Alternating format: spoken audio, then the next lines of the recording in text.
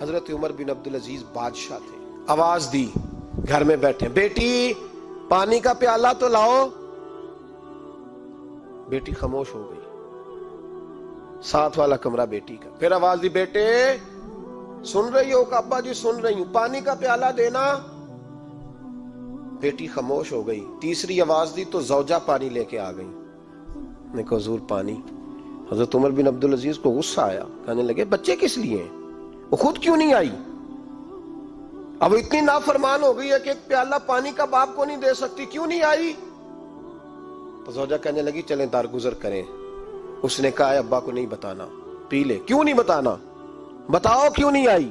میں نے اس کو پکارا تھا، تمہیں پکارتا تو تم آتی، تمہیں بتانا پڑے گا۔ جب بات ذرا آگے بڑھی تو ماں تھی نا، بات بیٹی کی تھی، تو اماں رو پڑی، آنکھوں میں آنسو آئے۔ کہا کیوں روئی ہو؟ کہنے لگی بیٹی کا پجامہ پھٹ گیا، دوسرا ہے نہیں، اور آپ لے کے بھی نہیں دیتے، کمرے میں بیٹھ کے تو پجامہ سی رہی ہے، تو کہہ رہی تھی ابا کو بتانا نا، انہیں تکلیف ہوگی، تو وہ اس کے پاس دوسرا ہوتا تو آ جاتی، ایک ہی تھا، تو اس لیے نہیں آئی۔ حضرت عمر بن عبدالعزیز اٹھے، سر سجدے میں رکھا، کہنے لگے یا اللہ تیرا شکر ہے، تو نے میرے بچوں کو بقدر ضرورت روزی عطا فرمائی ہے، یا اللہ تیرا شکر ہے۔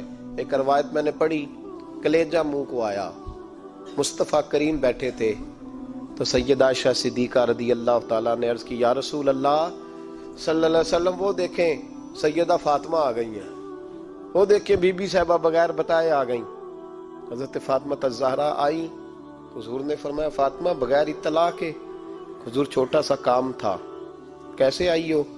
تو بی بی صاحبہ نے نا، عورتوں کا پلو ہوتا ہے نا چادر کا، پلو کھولا تو ایک روٹی بندھی ہوئی تھی، ایک روٹی چادر میں، یہاں لوگ زیور باندھتے ہیں، دولت باندھتے ہیں، ایک روٹی حضرت فاطمہ نے پلو میں باندھی، کھول کے پیش کی، کہ بیٹے یہ کیا ہے؟ کہ ابا جی کئی دنوں سے گھر میں روٹی نہیں پکی تھی، آج علی کچھ جون لائے تھے، پیسے ہیں، چند روٹیاں بنی ہیں، تو بچوں نے تو کھا لیا، تو میرے سامنے بھی ایک روٹی آئی تھی، میں نے لقمہ توڑا ہے تو مجھے خیال آیا پتہ نہیں مصطفیٰ نے کھایا ہے کہ نہیں کھایا، پتہ نہیں حضور نے روٹی کھائی ہے کہ نہیں، تو حضور میں لے کے حاضر ہو گئی ہوں، مہربانی فرمائیں۔ تو فرمایا بیٹے بیٹھ جا۔ حضرت فاطمہ بھی بیٹھ گئی، سیدہ عائشہ کہتی حضور بھی بیٹھ گئے۔ فرمایا فاطمہ کتنے دنوں سے نہیں کھایا؟ عرض کی حضور 3 دن سے۔ فرمایا بیٹے میں نے 5 دن سے نہیں کھایا، آ جا۔ دونوں باپ بیٹی مل کے کھاتے ہیں، روٹی 2 حصوں میں حضور نے بانٹی، فرمایا چل آدھی تو کھا، آدھی میں کھاتا ہوں۔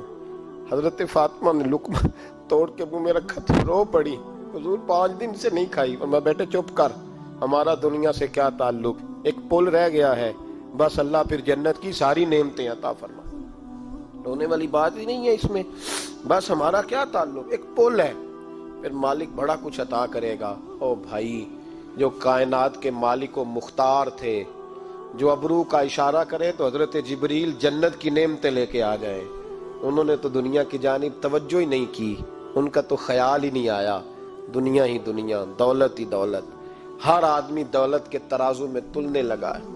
اب تو کلیجہ پھٹتا ہے، اب تو لوگ پوچھتے ہیں، اور میں کبھی کبھی بڑا مجبور ہوتا ہوں، آزمائش میں آ جاتا ہوں، لوگ کہتے ہیں جناب آپ سے کچھ قرآن کی آیات سننی ہے، آپ کتنے پیسے لیں گے؟ کچھ حدیثیں سننی ہیں، کیا اس کا معاوضہ ہوگا؟ آپ سے اس نبی کا نام سننا ہے جس کا آپ کھاتے ہیں، جس کے نام پر آپ نے عزتیں لی ہیں، ان کا نام سننا ہے، آپ کا ریٹ کتنا، آپ کتنے میں بیچیں گے؟ وہ نعت جو غذا ہے وہ کتنے میں بکے گی؟ جب دنیا داری کا یہ حشر ہو جائے کہ وہ رسول اگر ان کا نام نہ رہے تو ہماری سانسیں ہی نہ چلیں، ان کا نام بھی جب اس طرح کمرشل کر کے لیا جائے اور اس طرح وہ چیزیں بھی ریٹ میں آ جائیں۔